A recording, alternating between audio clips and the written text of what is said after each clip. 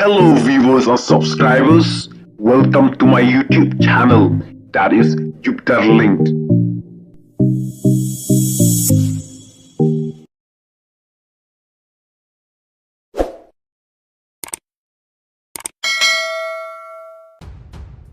Halor kato ka jingtho jongka HNLC kabala sapriang haki social media nakaliang jumba Preston ulaong bakato ka jingtho kalong kum ka drama uba Preston ula pensyairu halor ka jingpau kerteng tang ka kerteng jungu hakato ka jingtho bat ulaong ba umdei ba invite uba Preston henry la invite da ka sorkar India bat ka sorkar jela kumta nakaliang jumba Preston ulaong ya ka HNLC bakam dai ban sangi no ka jinga kernya sub bat ka sorkar namar baki shifting bayu syakiam kid khot jongka Henry nakaliang jongka sorkar kam kiam kid khot jongka HNLC Henry kan aya ka safe passage nga suyo ingaro haki social media kamdon kum kata dengan supek ya katuka kiketin ke begitu matai kalong ngatat kalong kum kakam drama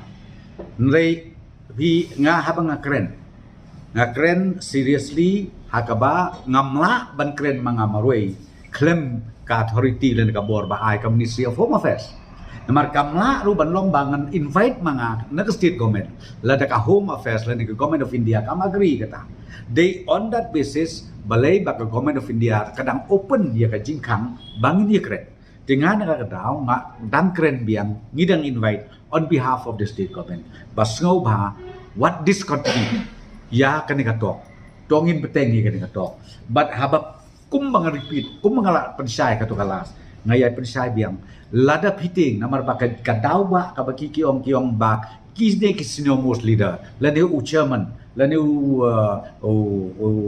commander in chief kimnut banwan na bayo sakit te yakataru nila ay ka assurance bangin ay ka safe passage but lada pikwa pada ban keren hakano no ka chaka ka pimkwa la si hame kalaro yakataru ngilong open bakin propose bagi jaka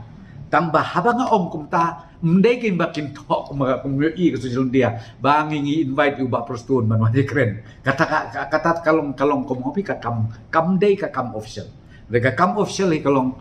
mday uba Preston invite they ka government of India but ka state government ka ba invite na kamanta ka talk but ki HNLC